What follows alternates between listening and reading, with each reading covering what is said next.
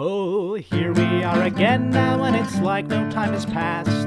Gazing out upon the sunset as it sinks into the night. Many times it seemed as though a given day might be our last. Face to face with certain death, it's somehow coming out alright.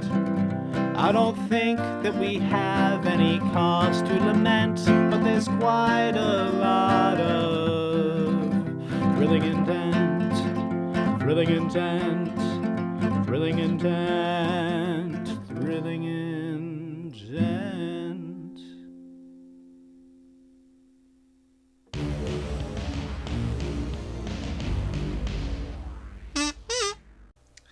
The snow begins to fall around you, and you feel yourselves, not just you, Marcus, who frequently experiences memories through the eyes of another, but the rest of you too. You begin to see an open snowfield. A story of a man before he was even a knight. A story of a bandit named Hector. And you see a vision begin to unfold in front of your face. A carriage being pulled down a road on this lonely, lonely night. A group of bandits decided to raid the first thing they came across. They were all hungry and desperate, and first thing they found was the unfortunate carriage of a one Prince Aden. Hector is kind of looking down as this carriage is slowly crossing, kind of cupping his chin, and he turns the men to his side. Now, as a reminder, we are just here for the gold and anything of value. No blood, okay?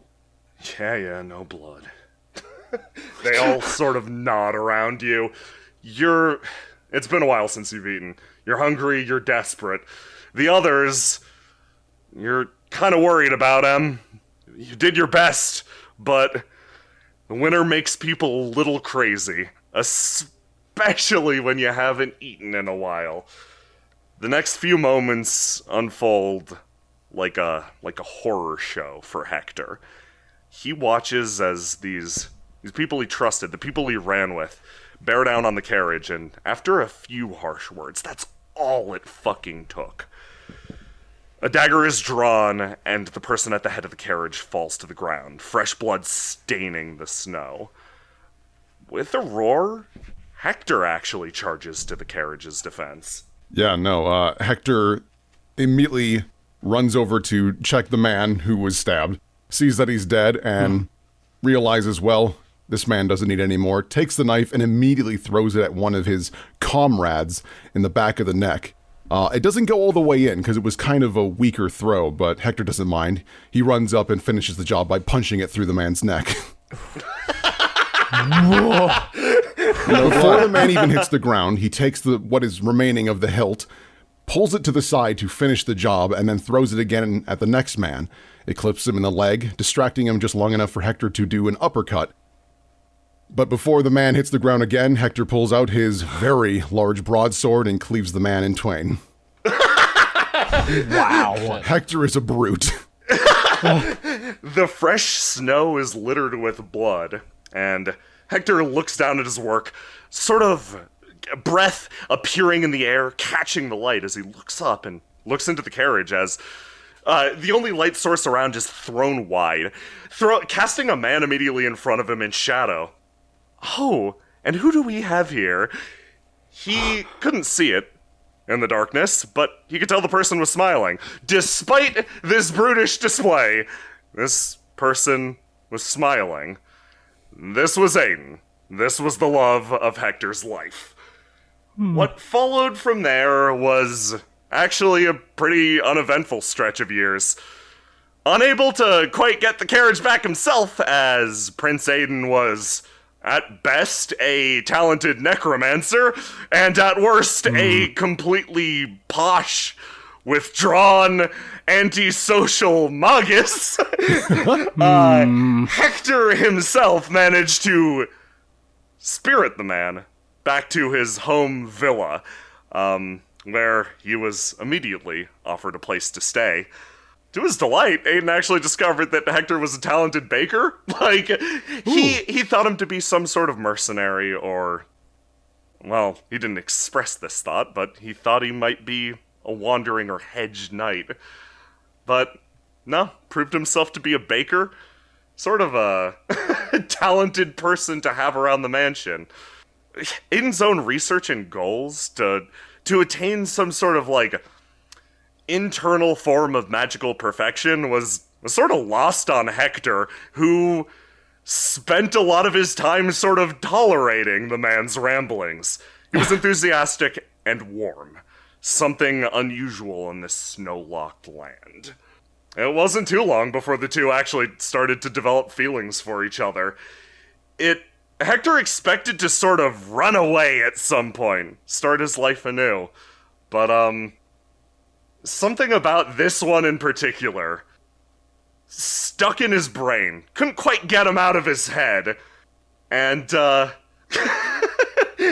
Aden, insufferable as he was, happened to push Hector's buttons a little too hard one evening, and in an outburst, Hector exclaimed, Either kiss me or don't.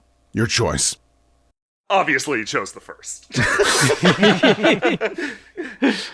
And what followed there was Aden adopting Hector as his honorary knight, a position that, well, a bandit couldn't exactly expect to hold during his lifetime. Knights require titles. Knights require land. Knights require respect, and that isn't a thing afforded to bandits. Another thing not afforded to bandits is basic education, the ability to read.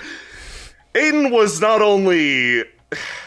Yeah, he was frustratingly delighted at the fact that Hector couldn't read, because that was his chance to share his favorite thing with his favorite person. And, hell, as an honorary knight, Hector became sort of like, he started to build a reputation. He started to be known as a title holder, a proper, actual knight. Hector and Aden had been spending a lot of time together more and more. They have become much closer than just bodyguard to a nobleman. And, of course, one of the things that Aden liked to do, because he's a rascal, is be a headache for Hector. And on one such day, a very snowy day, Hector had to trudge his way through the large forest and try and find Aden, who liked to play hide-and-seek with a very begrudging player. Hector stomps through the snow in knight attire that has been designed specifically for him with the crest of Aden's family. And a respect that he has not known, or actually isn't being shown currently. Yeah, the best part of this game was Aden is also, like, he wasn't a particular... You know the wizarding type. Marcus, you feel of deep familiarity with this. Part of the fun of this game of hide-and-seek was to try to find Aden before he died of hypothermia. Oh no! It adds an additional fun timer for everyone. Yeah, it does. Hector was a pretty big guy, so he knew that once he found Aden, he could just carry him by the scruff like a kitten. But with his broadsword on his back that he knew he wouldn't need, he continued onward into the snow, calling out for Aden. Aden! Come on! And right then, Hector received the biggest goddamn surprise of his life, as from a hastily constructed snowman, the Magus emerged, falling to one knee. Aden actually managed to get the better of Hector in this one instance. He managed to surprise Hector by asking for his hand in marriage. Oh, my heart. Now, at first, naturally, at first, yeah, no, Hector refused because, you know, bandit marrying a prince, kind of a problem, but, you know, Aden actually decided, at least for now, he'd had enough of this prince thing. He didn't really care about his reputation, didn't care about, like, he didn't really care about what he deserved because Hector was the one he wanted, and he just... Despite all of the things that he'd been given in his life, his mansion, his title, his wonderful gift for magic, can't highlight that enough. Hector was the greatest thing that had ever been given to him. Without that incident on that blood-stained night, he never would have known him, and even if he had to give up the rest, this was what mattered to him. This was what his home was. And for the first time, he saw Hector cry, but it, shockingly, was with a smile. Hector accepted the proposal. You all experienced that. I should also repeatedly highlight, you see that. Verbatim. That all is like, you directly observe that. It's like a flash in your fucking brain for a second. And when you come to, you're standing in a very, very, very different version of the same room. You look around, and you see on all sides that same sickly, chaotic energy pouring in. And you don't see the boar, first of all. What? Appears to have vanished. The Ashen Knight begins to actually sort of shudder and fall apart. Yeah, he just drops to one knee. Uh-oh. With his ashes freed from Castle Crowhenge itself, his connection is severed. The reins of this place now lie in another's hands. And Gregor, you look actually as the paladins begin to slide together across the ground and begin to coagulate, reforming the shape of the man that you know as the boar. And he begins to stand, and his helmet falls to the side.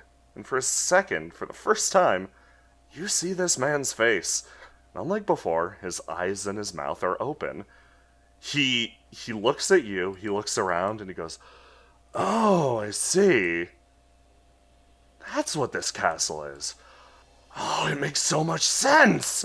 He looks down, the sword is gone. He looks at Gregor, like, eyes wild.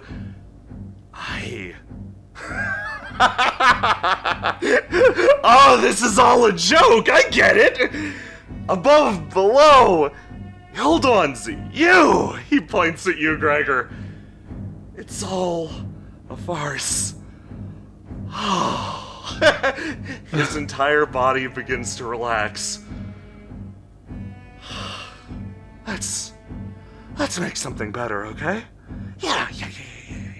He starts to rub the sides of his head. Let's make something that doesn't end with an anticlimactic splat. Let's make something that rolls back time. Let's make something that reverses the waterfall, that makes the cascade something that climbs to heaven rather than falls from it. Does that sound good? He motions with his hand at everyone. The Ashen Knight has fallen eerily silent, and Harlock is on him. Is there anything inside the armor? You start to feel something as the flames begins to coalesce. Like you see the ashes falling all around you. You thought, fuck, some hangover from that memory or something, but no, they're still falling. The Ashen Knight has been severed from his connection to the castle, so it only makes sense that he'd fall to an inanimate suit of armor, but you watch as more and more of the ashes begin to pour inside the armor, and what you saw within him, just those motes, those slight embers like that of a dying fire, begin to stoke more and more, and from the ground, the armor begins to shudder again. Not with the same dismal energy that it did before. Not with the same horrific chaos that was held by the castle. The Ashen Knight, the Ashen Knight's been severed. But you look at it a different way, the Ashen Knight's been set free. And all at once, the ashes inside ignite into a blaze brighter than any other. And Whoa. your friend draws up to his full height. A towering, colossal, God, 17, 18, 19 feet? Your head cranes as he towers over the battlefield. Ashen Knight just kind of rolls his shoulders a couple times and looks down. I no longer kneel, for I no longer carry the burden of this castle. But I plan to slay the new king once again.